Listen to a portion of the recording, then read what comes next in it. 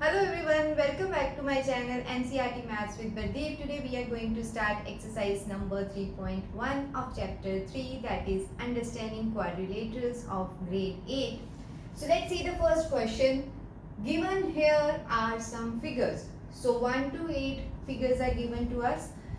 Classify each of them on the basis of the following. So that means we should classify these 8 figures according to these 5 types, that which of them are simple curve, which of them are simple closed curve, which of them are polygons, which of them are convex polygon, and which of them is concave polygon. So let's start. First of all, simple curve. So means any shape which is simple and curved. So see, we can see that this one, that is starting and ending point, is also same. So this is a closed curve also, this is a simple curve also. So we can say 1 is a simple curve. 2 again, since this is a closed also, so this is a simple also. Okay, so next 3. This is not one curve, so we have 2 different shapes inside it. So we cannot classify this into this. So here also we can say that we are starting from one point, they are crisscrossing each other, so this cannot be the simple curve. Fifth number, so you see curves are there, their starting point and ending point is there is no overlapping, so this is again a simple curve. Sixth again, this is a straight line, then curve, straight line and then curve. This is again a simple curve. Seventh is, if we start from here, we can go around this, come back around this path again. So this is again a simple curve.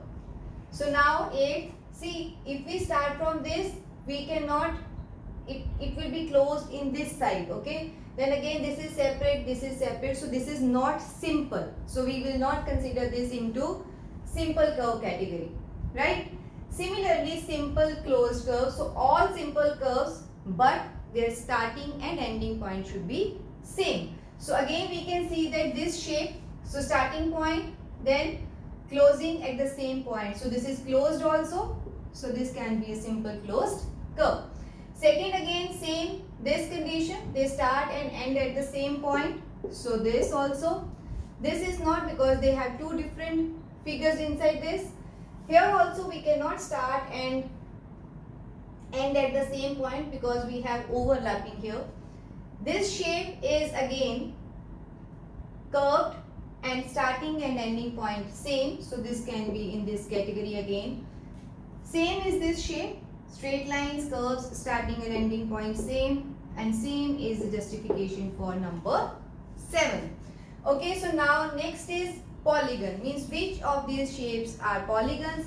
We know that polygon means it should be closed curve, so means we have to select from these curves only, plus it should be made up of only line segments, there should be no curved lines. So we can see that out of 1, 2, 5, 6 and 7, 5, 6 and 7 are having curved segments also, but 1 is only made up of straight line segments, and this also. So only 1 and 2 are polygons.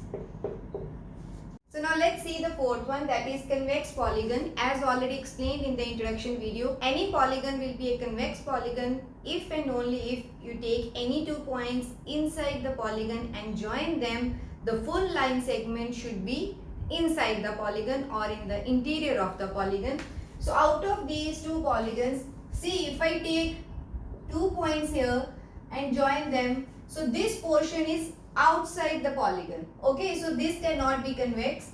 But if I take any 2 points here, join them, full line segment lies in the interior, so means this will be convex polygon. And since some portion is outside the shape, so this will be a concave polygon. Okay, so this is our question number 1. Now let's see the second question. So let's see the second question. How many diagonals does each of the following have? So first one is a convex quadrilateral, second is a regular hexagon, and third is a triangle. So these figures I have made. You can make any type of figure according to this condition. So quadrilateral means any shape, any 4-sided polygon. Hexagon, side should be 6, shape can be anything, and triangle, as you already know. So first one is diagonals for a quadrilateral. As already explained in the introduction video, diagonal means when you join one vertex with the non-consecutive vertex of your polygon. So here let's see, if this vertex A is considered, B and D are consecutive, means next to it they are making edges. So this is a non-consecutive vertex. So I will join this. So this is my first diagonal, right? So let's consider B. Okay, so for B, A and C are consecutive. This is non-consecutive, so we will join it D with B. Okay, so we have two diagonals. For C, D and B are consecutive. It should be joined with A only. So already joined, so no need to join again. For D also, this is non-consecutive. So this will be the diagonal. So we can see we have only two diagonals for a convex quadrilateral, right? Next is hexagon. So let's start. This is A. These two are consecutive. So except these two, join everything. So A should be joined with C. One diagonal. This is second diagonal. And this is third diagonal. Right? So consider B now. Except these two, join with these three. So F should be joined with B. E should be joined with B.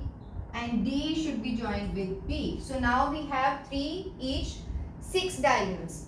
So consider C, it should be joined with A, already here. It should be joined with E. So 7. Okay, C should be joined with F also, 8. Right? So now let's see D. D should be joined with A, already done. So with B and with F. So F is not joined, so we will join. So now we have 9 diagonals. So for E, it should be joined with A, B and C, already joined. For F, it should be joined with D, C and B, already joined. So total 9 diagonals are of a hexagon. I hope this is clear. And for C, triangle, see, if we consider this vertex, these two are consecutive, so we cannot join them because already joined, they are edges. For C also, these two are consecutive. For A also, these two are consecutive. So we cannot have any diagonal in a triangle, right? So this is our second question. Now let's move on to the third question. So let's see the third question. What is the sum of the measures of the angles of a convex quadrilateral with the property held if quadrilateral is not convex? So since this is convex quadrilateral, so means four-sided figure, but it should be convex. That means any 2 points taken in the interior should always lie inside it. So this I have made any convex quadrilateral. Okay. So what is the sum? As explained in the introduction video, we should join any diagonal and we can see that this is split into two different triangles, that is triangle ABC and triangle ADC. So what is the sum of angles of a triangle? This is 180 degree. Since we have two triangles, so one is 180, second is also 180, so total will be 360 degree, right?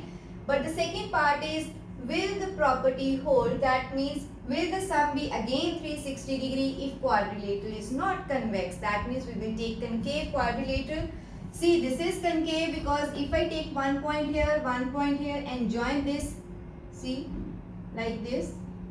So this portion is in the exterior. So this is a convex, this is not a convex polygon. So what to do is, if we take this, let me remove this because I have to join. So if we consider this quadrilateral and I join this diagonal, okay. So now we can see again this is divided into two different triangles, and what is the sum of one triangle? This is 180.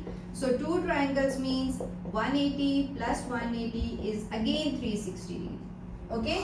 So we can say that any quadrilateral will be divided into two triangles at the most, whether this is convex or concave. So sum of the interior angles of the quadrilateral will be always 360 degree. So we can write yes, because any quadrilateral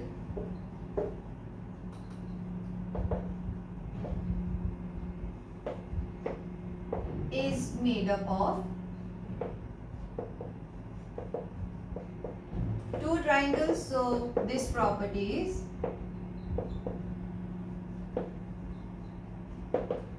true. Okay, so I hope question number 3 is clear to you. This is all about this video. See you in my next video with the next question of the exercise. Thank you.